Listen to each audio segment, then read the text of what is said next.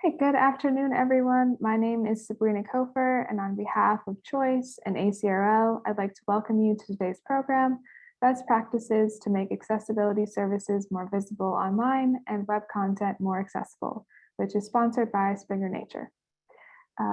Today's discussion is one in a series of sponsored webinars from Choice and ACRL that addresses new ideas and developments of interest to the academic library community. Before we get started, I'd like to point out a few features of the webinar software. All of the attendees who join the presentation are automatically muted and your cameras are off, so don't worry about generating any noise or feedback.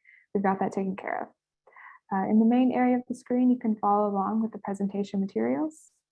We're using the Q&A feature today. Please use it to ask questions of our presenters.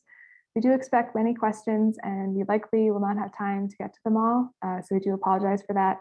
But that being said, we'll answer as many questions as we have time for at the end of the presentation. So please type your questions into the Q&A module as they occur to you.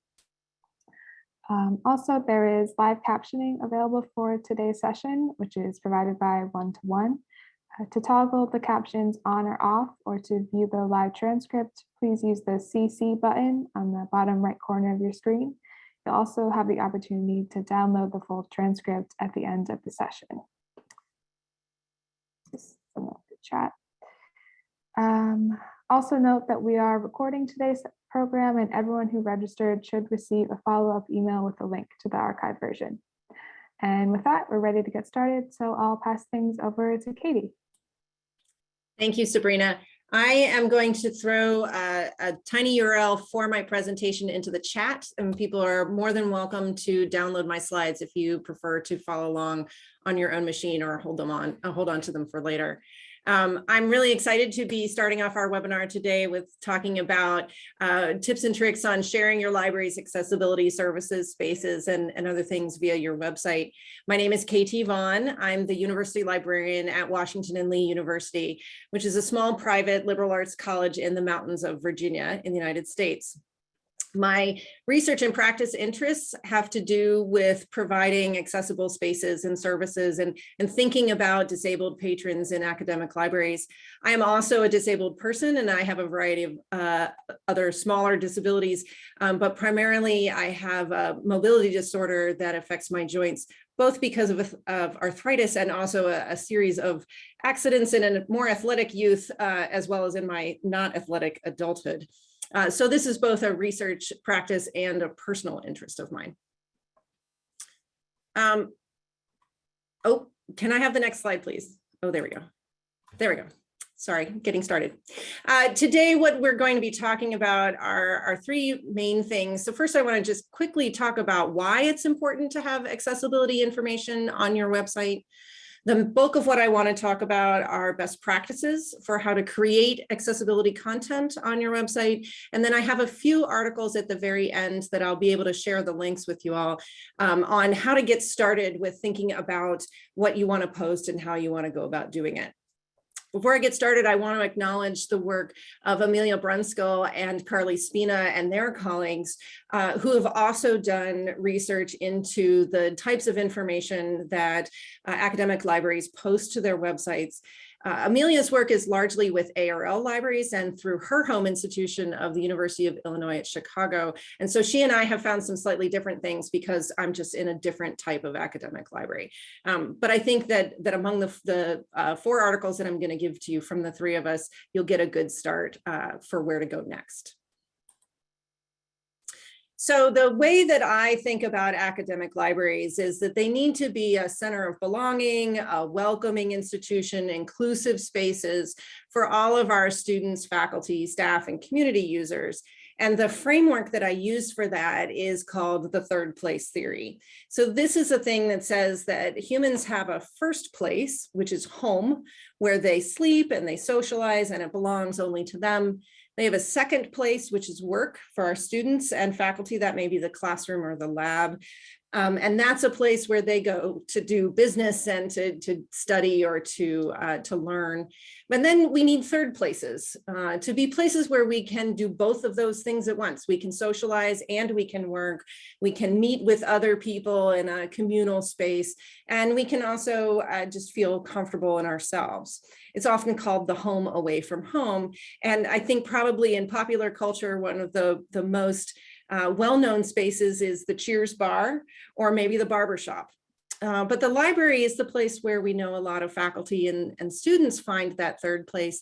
And unlike the barbershop or the bar, the library doesn't require you to pay anything to get the privilege of using that space. So I think we are already used to thinking about how can we provide different types of spaces for different types of student and faculty needs. And on this slide, I have 4 images. The first one is of a student studying in a very quiet space in the stacks. The second one is of students studying in a communal space, but still individually and fairly quietly. Then on the second level, the third picture is of students in a loud social area. 2 of these students had been hugging before I took the picture. So moving back and forth between that social and work. And then the fourth picture is of a library event. We had an author talk and people coming together for a specific event. And the reason I want to show you this is because we want to think about how do we provide these third places, not just for our theoretical majority, but also for students and faculty who are at the margins. And that includes our disabled students and faculty. And also because if we don't tell people what kinds of spaces and services we have, they won't come and use them. And we know that this is particularly true for students who have disabilities because Amelia Brunskill from the UIC has actually talked to some of her students about what information do they need to know about their libraries in order to be comfortable coming to visit them. So there are 2 quotations here from her 2020 paper that I want to read out to you.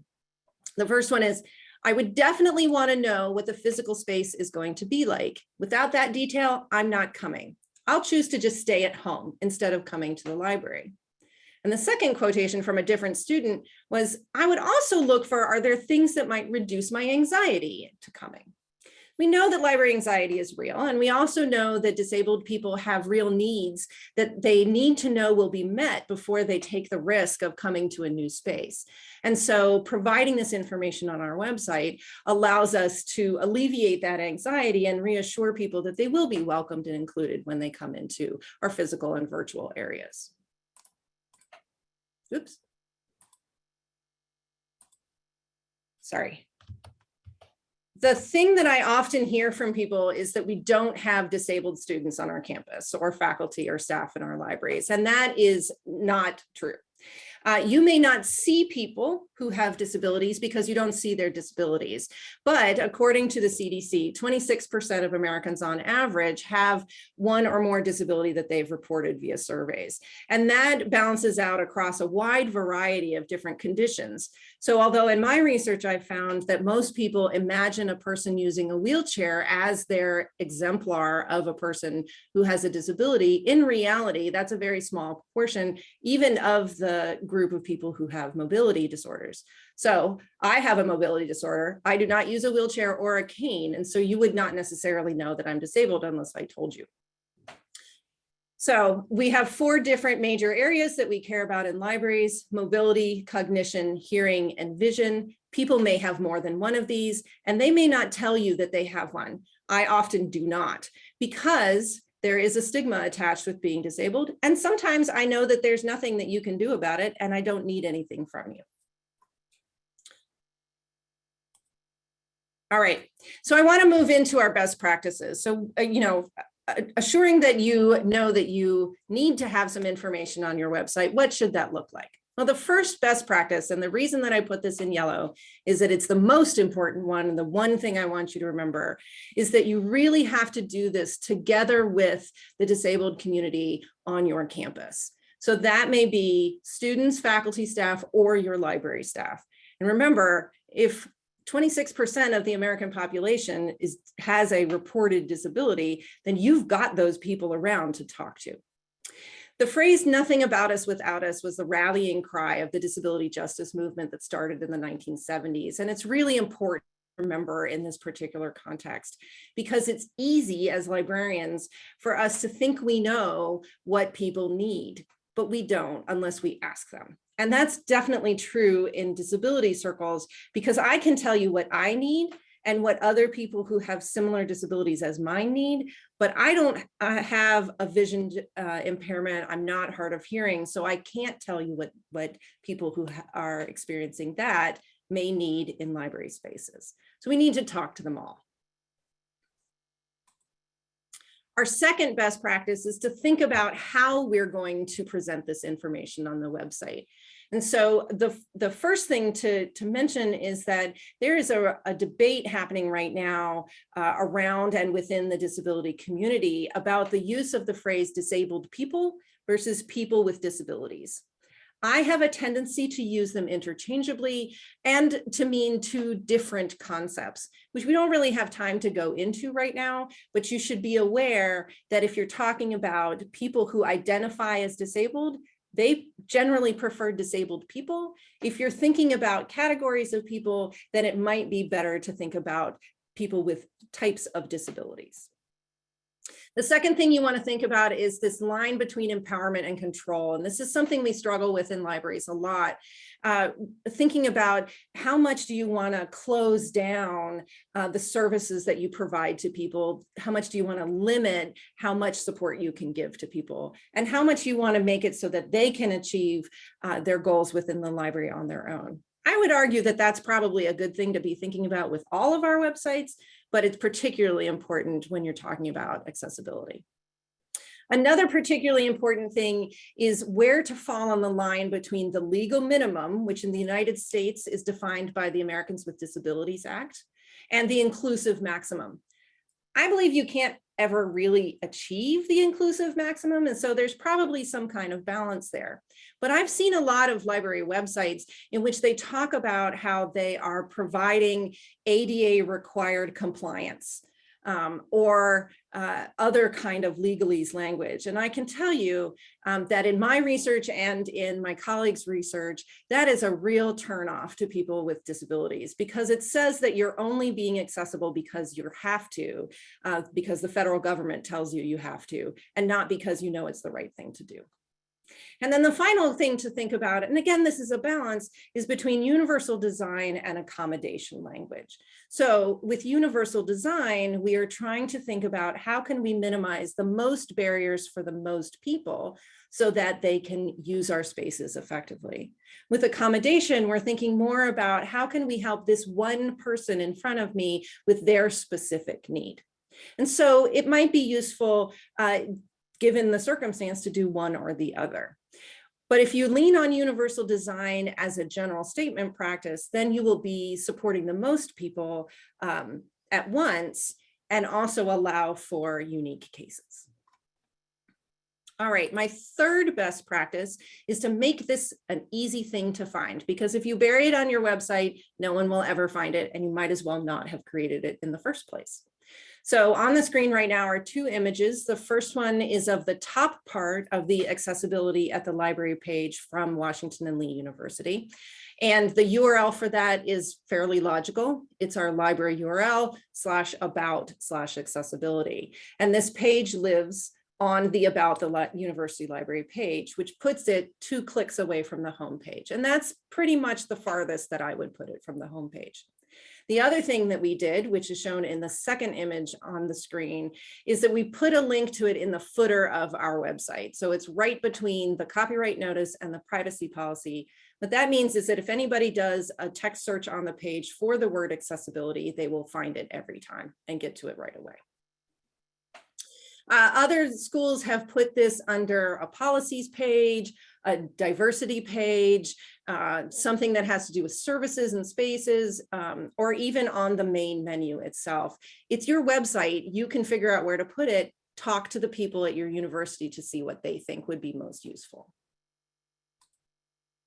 Okay, so mostly what I've talked about here is kind of the meta level of what to do with creating your statement. I want to talk about content now, because that is one of the biggest and scariest pieces. There are three things that I recommend people have absolutely on their pages. The first one is an accessibility statement. A lot of academic libraries this year have written anti-racism statements or diversity and inclusion statements or other things like that. This is in that same vein in which you want to say something about your intentions with regards to providing accessible spaces and services to people with disabilities and your disabled students, faculty, and staff. And again, think about the language that you use there. Do you want to lean more on the legal or on the moral end of things, universal design versus accommodation, that kind of thing? The second and really important piece is to make sure you have some contact information on there.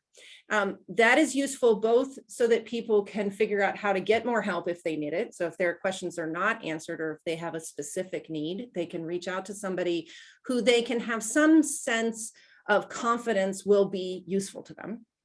But also you need to have something down that helps people figure out how to report a barrier.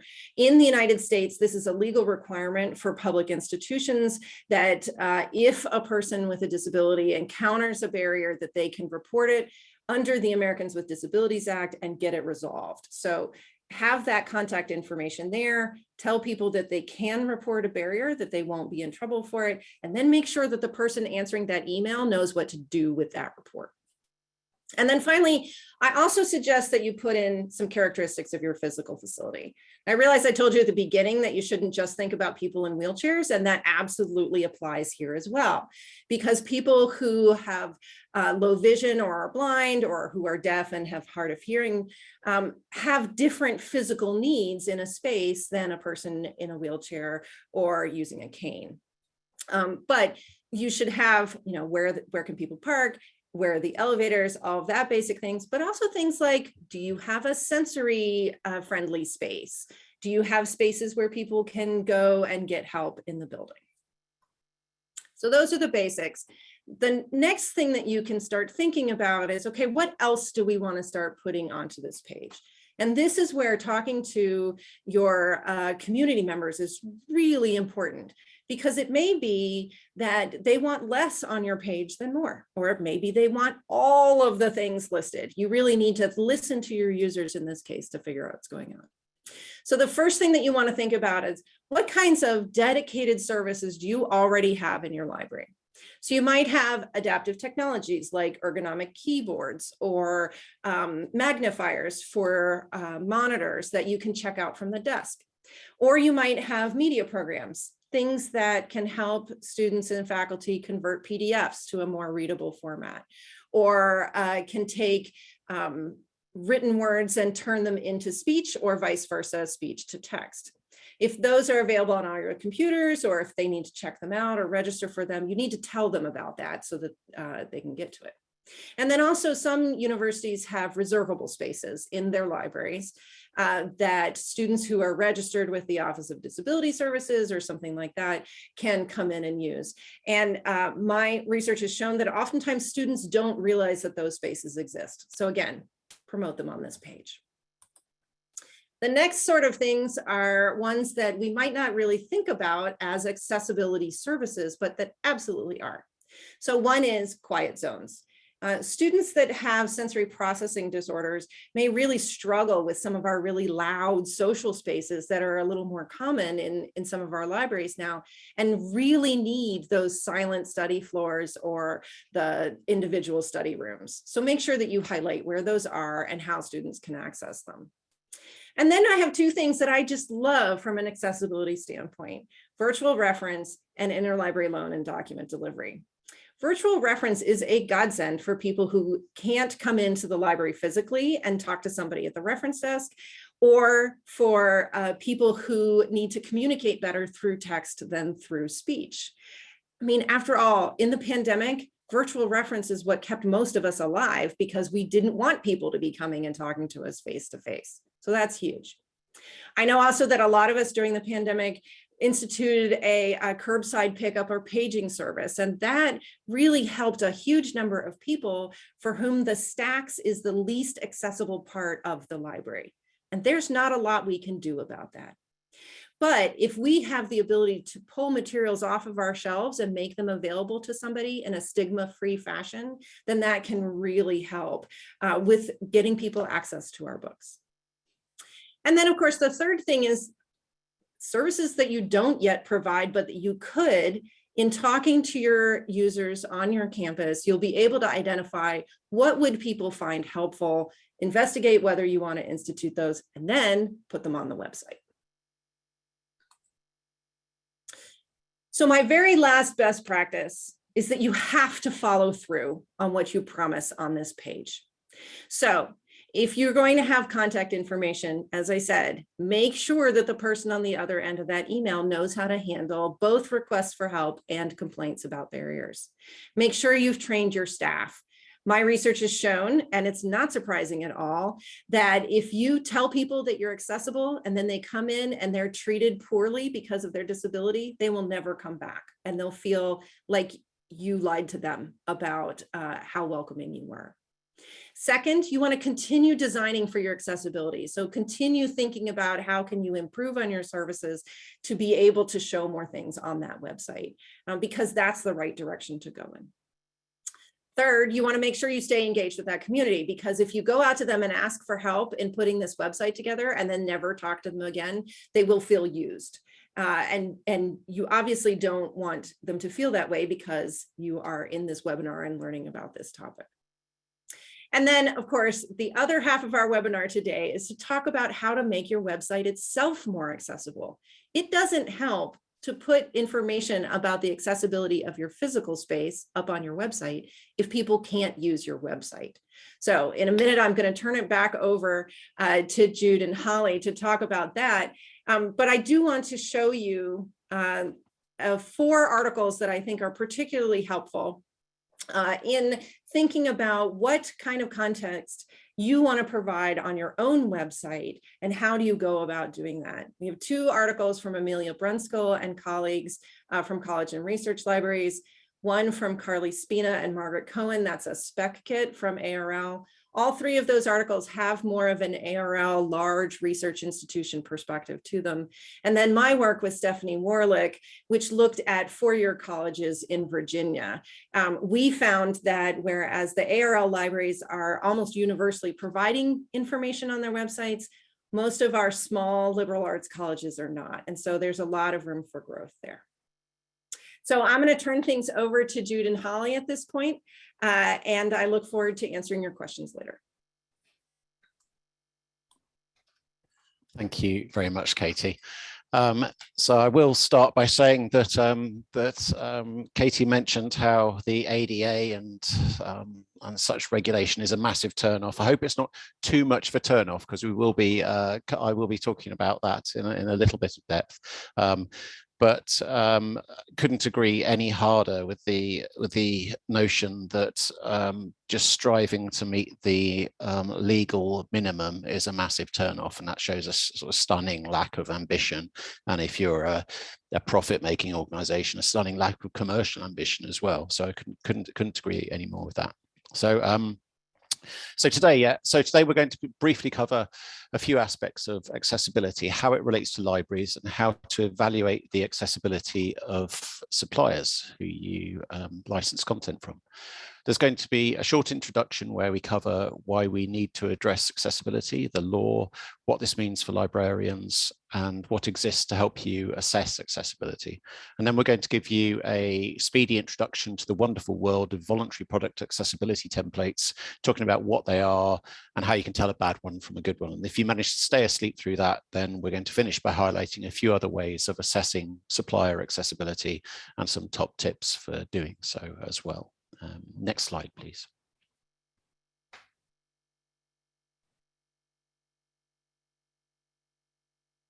Thank you. So why do we need to, is the next slide up actually?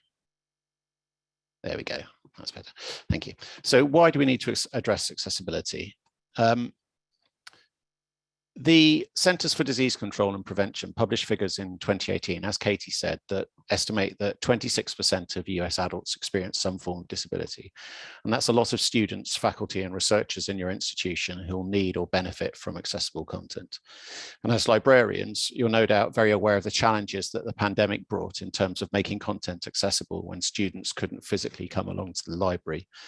And blended learning was already on the agenda, and the last few years have forced a rapid shift towards it. And as public spaces open up again, the integration of online technology and traditional classroom-based teaching and learning is going to stay relevant. And conversely, some disabled people who previously may have been able to avoid digital barriers are now forced into using digital methods of access because face-to-face interactions are potentially dangerous for their health.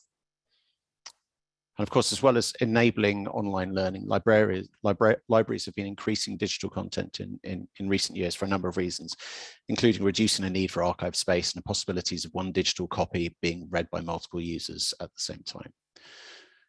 So how is the law relevant to accessibility? First of all, an important caveat. I am not a lawyer, and none of this should be interpreted as legal advice.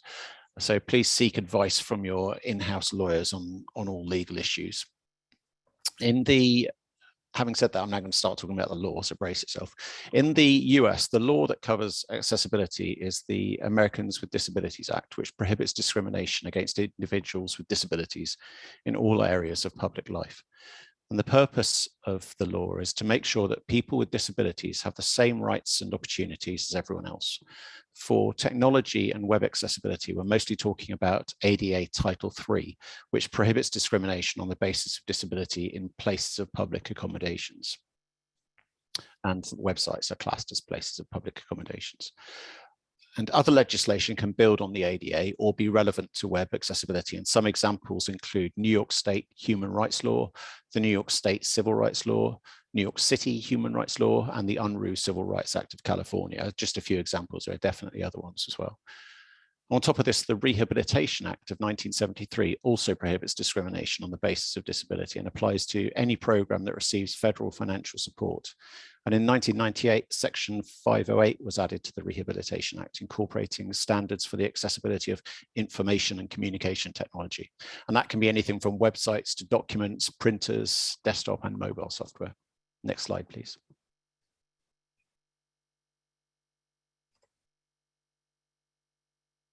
So what does this mean for librarians? Well, Section 508 says that information communication technology, or ICT, that is developed, procured, maintained, or used by federal entities needs to provide comparable access to all service users, whether they have a disability or not. And the enforceable part of Section 508 is primarily focused on procurement. Federal entities are required to select the product that best meets accessibility requirements. For example, say you work in a federal entity and you're buying some printers. You've narrowed down your search to 3 printers that meet your business needs. Section 508 says that you should look at the accessibility level of each of them and pick the one that's most accessible. And in practice, Section 508 requires the people who are making acquisitions to have a method of comparing different products fairly. Section 508 regulations only apply to federal entities, but Section 508 can be and is used by many organizations to aid compliance with the Americans with Disabilities Act as well. And the ADA is much more broadly applicable and covers more ground. It doesn't explicitly address web accessibility, but a number of US courts have ruled that commercial websites are places of public accommodation and therefore subject to the ADA. So is there a standardized report for identifying product accessibility? Luckily, yes. The Information Technology Industry Council designed a format to help buyers and sellers of ICT products identify conformance with Section 508 standards and by extension, compliance with the ADA. And suppliers may use this format known as Voluntary Product Accessibility Templates, or Vpats, as I'll refer to them from now on, to produce a conformance report. Next slide, please. There's rather a lot of information on this. As I said earlier, I'll be providing a link to these slides at the end, but yeah, it's a bit dense. So a completed VPAT is called an Accessibility Conformance Report, or ACR. In practice, organizations nearly always just use VPAT to refer to the whole of it, to refer to the report. So we'll be doing that. And this on screen now is a sample of our own VPAT for the nature.com website. And looking at a VPAT such as this, you should expect to encounter a few pieces of explanatory information. You should see the Vpat template edition and version. We use the international edition, which includes all available standards, and other suppliers might use the individual revised section 508, EN 301549, or WCAG editions instead. The Vpat registered service marker is shown, and the latest version, currently 2.4. Also, the name of the product, including version of the products being reviewed, if applicable. Products aren't necessarily always versioned. The report date, specifying when the report was last published or updated. A product description, contact information, which is where follow-up questions can be sent. Notes, which include any further information about the product or the report, which may be left blank. Also, evaluation methods used, and these describe the tools and strategies that a supplier has used to evaluate the accessibility of their product. You may see assistive technologies like screen readers such as JAWS or NVDA, or voice input software such as Dragon. You may see a range of accessibility testing tools such as Pally, Axe, Wave, Tenon, SortSite, amongst others. Some suppliers might describe a specific manual evaluation method, e.g. WCAG EM trusted tester, etc. And you should also see application standards and guidelines. And the standards and guidelines that are covered in the report, e.g. WCAG 2.0A and AA. There must be at least one standard, guideline, or combination of the three that are applicable to the product being assessed. This table doesn't tell you if the product meets that standard or guideline, only whether or not the product has been assessed against it. And the applicable standards table is followed by a section we haven't shown here that defines the terms used in the report, which are supports, partially supports, does not support, not applicable, and not evaluated. And we'll cover a couple of those in the next slide, where we show the accessibility conformance report tables. Next slide, please. So we've shown a different Vpat on this slide. We borrowed an example Vpat from accessibility consultancy DQ, which is a bit shorter than ours. And these tables that you see here really are the meat of the Vpat. They tell you how the supplier has assessed their product against each criterion in the included standards. You might see notes above the tables that are applicable to the product or to the report. For example, versioning information, additional product description, information about what the document does or does not cover, or other things that the supplier thinks are relevant, and these may be left blank.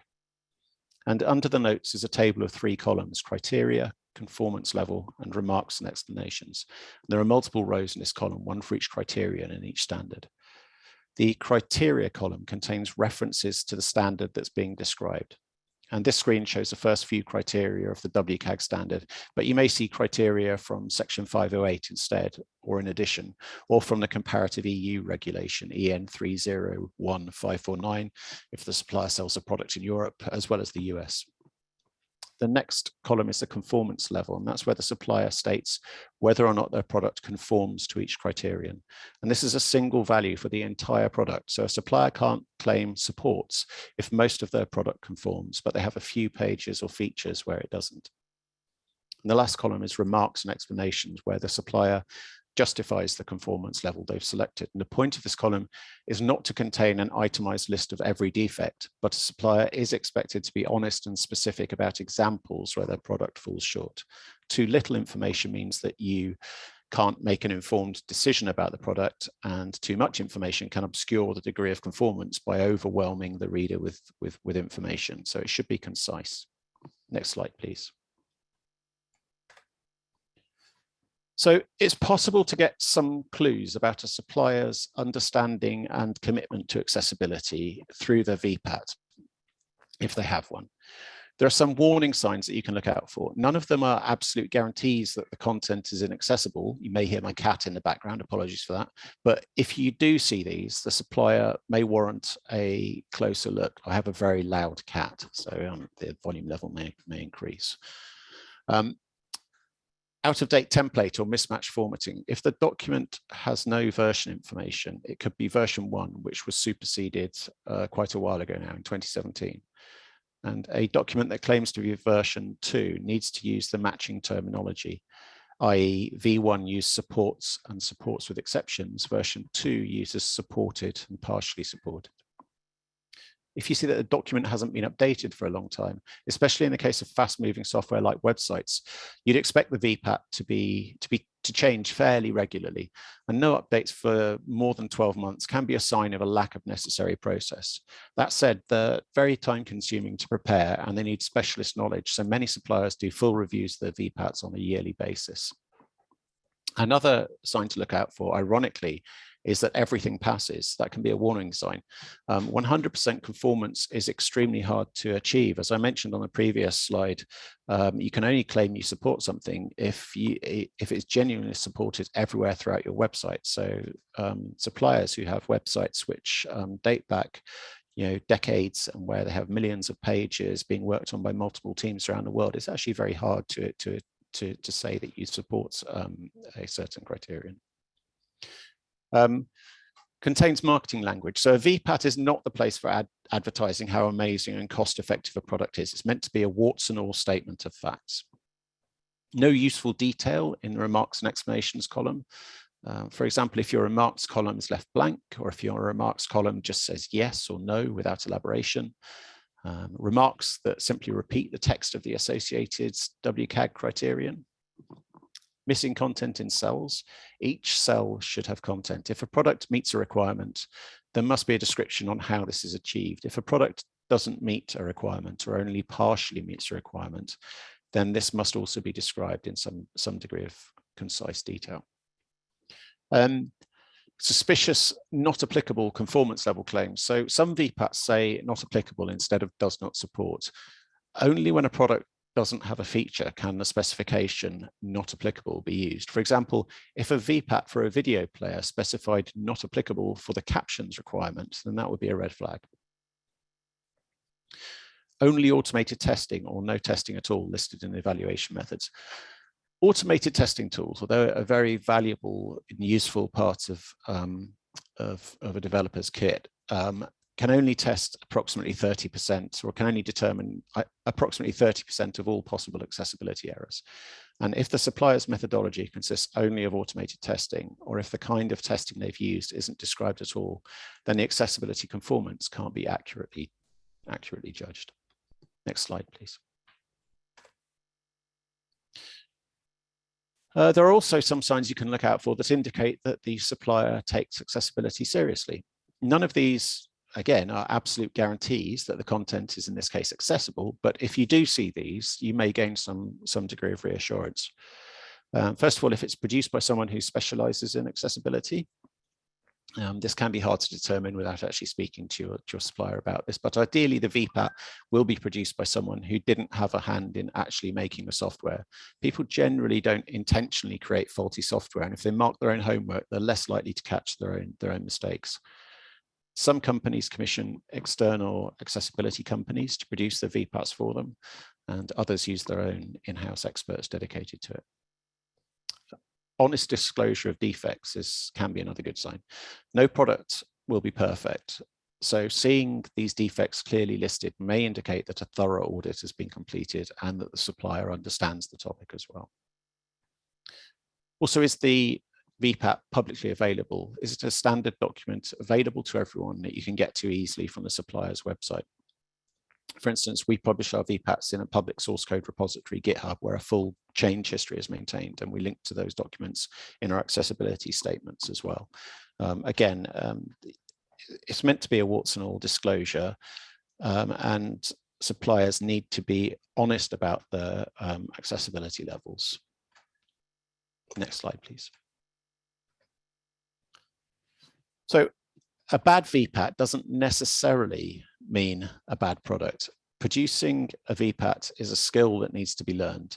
And since the Section 508 refresh in 2017, a lot of suppliers are learning how to write these documents for the first time.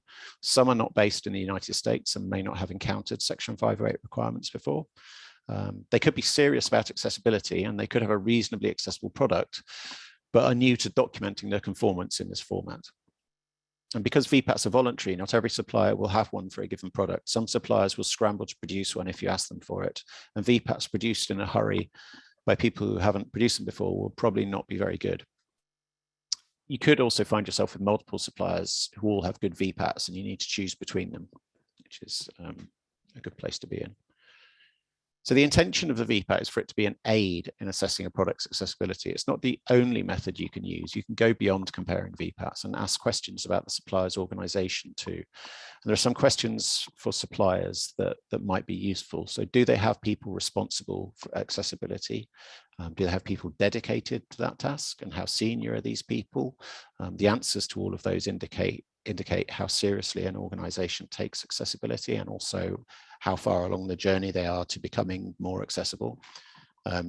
Likewise, for how long have they been addressing accessibility? Accessibility does take a long time to get going. To be truly accessible, you need to change the culture of a company, and that takes time. Who on product teams is responsible for accessibility? Accessibility should be everyone's responsibility. Suppliers should bake accessibility into their organizations. So there shouldn't be just one person on a product team whose job it is to do accessibility. And is the supplier a member of the Valuable 500 or similar organizations dedicated to improving accessibility? Next slide, please.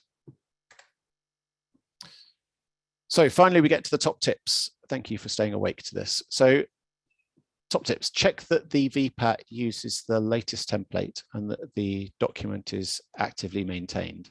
An actively maintained document is a sign that the product is being regularly reviewed, at least. Some suppliers do this every 12 months, us included. Check that there's an honest description of existing defects. That's a good sign. Most suppliers won't achieve 100% conformance. The larger and more complex the product and the organization, the less likely they are to be able to honestly make that claim. It's reasonable to ask them if, when they plan to remediate the defects that they've described as well. And where you see gaps or warning signs of a bad Vpat, then ask your supplier for clarification. It could be a sign that there are problems with the product, or just that the supplier is inexperienced with the Vpat document format. And also ask your suppliers questions about their commitment to accessibility. If you feel you need more information, don't be afraid to ask your supplier some of the questions which I just highlighted. And do suppliers view accessibility as an ongoing task? Software especially is never finished. Bug fixes and new features are rolled out constantly, and remediations are often incremental. And having a project to fix accessibility is an anti-pattern. It's an ongoing task that suppliers must bake into their entire organization. And that's something that you want to try and identify from your suppliers. And one tip that I haven't put on here actually, but it's also, I think, very important. If you feel it's a bit of a loss after hearing all of this today, then try and find someone in your organization who already does accessibility in some regard. Try and find a developer, try and find someone in a legal team. There will be someone in any reasonably sized organization who will be able to help. And I think that's very important to reach out and within your organization and start talking to other people as well. It can be very, very helpful. And last slide, please. And with that, we come to the end of the presentation. It's available to you at the URL on screen now. I see Holly's also put that in the chat. The URL is bit.ly/evaluate-access. And thank you very much for your time. It's been a real pleasure to get this opportunity. And I believe we now have some time for questions. Yeah, thanks so much, Katie, Jude, and Holly. We now have plenty of time for questions, so I encourage everyone, if you have any questions for our presenters, please send them in through the Q&A. I think we have a couple in here so far, so we'll just get started. But like I said, please send any questions you have in. Okay, so let's see. Kelly has asked sort of a broad, big question. Basically, balancing between asking for advice from people with disabilities without overburdening them. So I wonder if you all have some comments on that. Yeah, so I think it's an excellent question, and I don't really have a baked in stone answer, but I do think that maybe one way to achieve that would be asking, first of all, if you are overburdening them. So I think that is is potentially a way to start that conversation and just ensure that you aren't overburdening them. You know, ask them, is this something, am I right to do this? Are you comfortable with me doing this? Is this going to overburden you? Would be my suggestion. I don't know, Katie, what do you think? Do you have any? Yeah, so I think one of the things that is a real concern about doing research in critical studies is that we tend to be approaching people who get asked for their opinions a lot, and then they never see the benefit of the research that comes to them. And so there've been some interesting library folks who've talked about feminist approaches to research and critical approaches to research that think about the research subjects not as subjects, but as partners. And so I think that if you approach it thinking about building a relationship with the community, as opposed to stealing the intellectual property of the community, that will go a long way. So if you're not just swooping in and saying, please help us make our website better, but you're saying, we want to make things easier for you, we want to improve your quality of life, what does that look like? I think that you'll get a better response. And also, if people say, I don't want to participate in this, then you need to respect that. That's the crux of the whole thing, though. That's really important to think about. Great. Okay. Let's see. A lot of questions here. We've one from Chris that says, how do you measure the effectiveness of your website with respect to accessibility? Great advice. How well is it working for you, and how do you know? How do you measure the effectiveness of your website with respect to accessibility? So there are multiple ways to do that. There's a range of testing tools that you can use to do that. There's a way that, in fact, we produced one of our own called Pally as a way to prevent accessibility remediations in an automated fashion, bearing in mind the fact that we can only account for 30% of those errors. It's one part of the jigsaw puzzle. I think that again, measuring the effectiveness of your website, again, you've got to talk to disabled people as well, is absolutely critical. That's really the gold standard. And I think that it can be easy for companies to focus, first of all, on the technology. And I think that really accessibility is an outcome of a company that has the right culture in place, where everybody cares about accessibility, where they're doing universal design, as Katie rightly mentioned, and where you're involving the disabled community. And I think that's really key. Yeah. I think when you're trying to evaluate the effectiveness of your promotional pages, your informational pages, you can look at basic statistics, which librarians are good at. Was the service used more after we put it up on the page compared to before we put it on the page? Tells you something about whether people are seeing that. But again, going back to your students and saying, okay, we've got this up. Is this meeting the need that you said you wanted? I think about the work that Amelia Brunskill has done with talking to her students about what would they like to see on the page, and then following that up a few years later by saying, okay, this is what we have. Is this useful to you? Is a useful thing to ask? Because again, I can tell you what's useful to me with my disabilities, but I can't tell you what's useful to somebody who has a different set of disabilities. So you got to ask the people and not try to predict it ahead of time. Sounds like communication is key. Community and communication. Yes. Great. Looks like we have another question here from Daniel, who asks, for accessibility services information on a library website, any guidance on whether we should put that information on one place or distribute it to relevant pages, or both? I would do both. So one of the principles of universal design is that you provide people multiple different ways to achieve the ends that they're trying to receive. And so if what you want is for people to know that they can use your accessibility lab or your JAWS software, then put that information anywhere a person might go looking for it.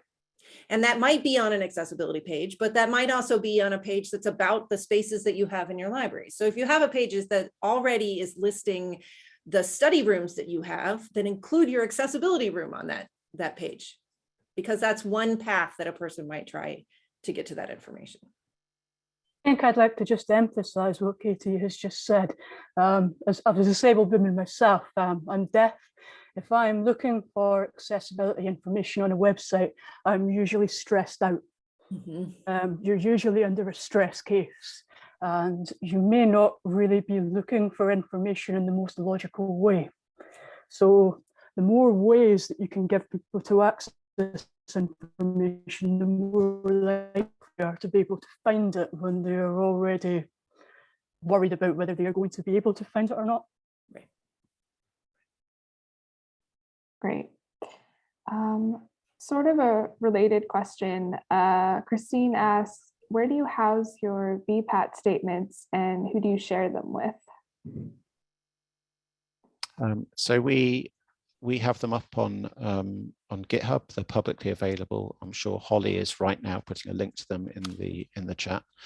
So we share them with the world, and whenever we have a conversation with our customers about such stuff, we provide them that link. Let's see.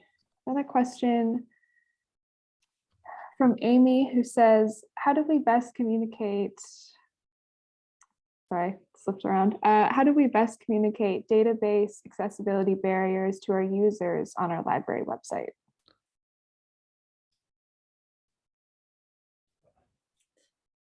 That's a hard one. Right, because we don't want to look like we're shifting blame. And we have relationships with our vendors. As a library director, I have relationships with Springer and with other vendors, and I don't want to push too hard, but at the same time, I really want them to be accessible.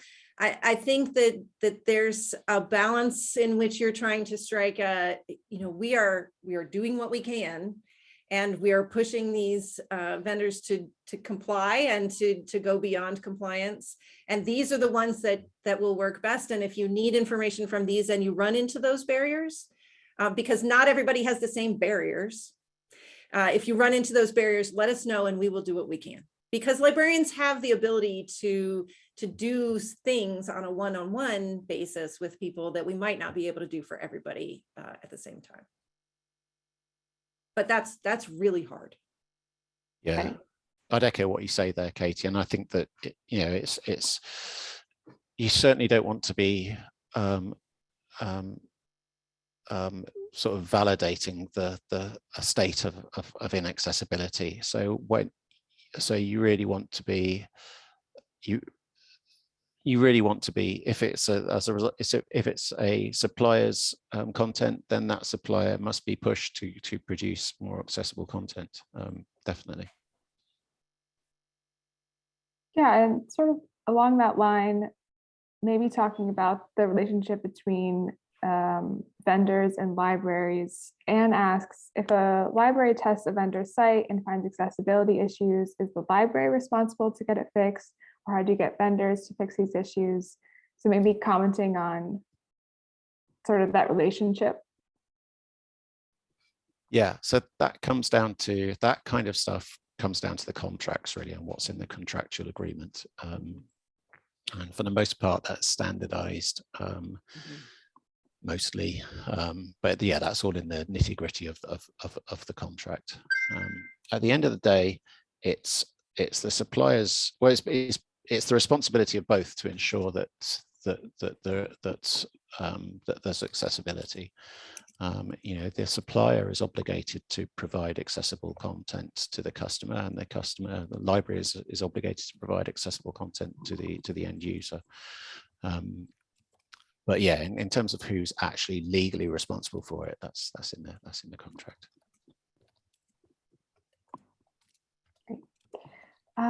We have a question here from Josie, who asks, do you have any tips about how to advertise accessibility services to the campus community? My library has a very new accessibility page, but very few students seem to be aware of the page or services. There are a lot of ways to do that. So first, I would reach out if you have an Office of Disability Services and see if they won't link to it from their resource page or things like that. That has been successful for me in the past. And just making sure that they know that it exists will help a lot, because they have a lot of connections with the community.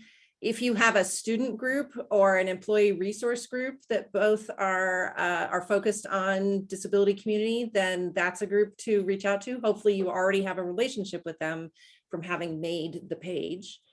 You know, you can also post it on your social media and talk about, you know, the library is trying to be better, and do the same way that you would promote other new things in the library. You can promote the accessibility page. You shouldn't feel squeamish about that. This is a good thing that you've done. You can also, you know, just make sure that it gets into things like your library one-shots, that when people are doing the orientation to the library for first years, that they talk about library accessibility and get that in. It's a cultural attitude that you have to really cultivate of identifying people you think it's going to help, but then also recognize that accessibility helps everybody, and get that in front of as many people as possible. There's a slightly snarky thing among some disability advocates of referring to people who don't identify as disabled as being temporarily abled, because at some point everybody has a temporary disability or a permanent one. And we see a lot of college students who bust a knee playing pickup basketball and suddenly need to know how to get into the library that doesn't use a set of stairs. So everybody could use this page. You just need to figure out how to get it out in front of them. Great. Yeah, sort of along those lines, Christina asks, KT, any tips for finding people with disabilities willing to partner for focus groups, testing? Yeah. Again, if you have an Office of Disability Services or a disability resource coordinator on campus, then they're a good group to reach out to. Be cautious, because those are oftentimes the people who go into that line of work themselves have a disability, but they're also often allies. And so they can't necessarily speak from a position of identity, but they can help connect you with people who are in the disability community. At Washington and Lee, we have a brand new student group, WL Unite, which, you know, they showed up. I saw them on social media. I reached out to them and they've become a wonderful partner. So if there are groups, then that's a nice place to put it. If you have faculty who are teaching disability studies, those are good people to go to, who can, again, either themselves may be disabled or might know other people that you could connect with. It's a lot of just that one-to-one relationship building, and it takes time. Great. Let's see, the question here from Amy, who asks, where can librarians gain technical training on how to understand the Vpat technical barriers? I often don't understand the tech lingo, but need to review Vpats. Jude, maybe. Yeah, Amy, I am so sorry for you. This is such a huge barrier. Reviewing Vpats is really hard, even for people who produce them.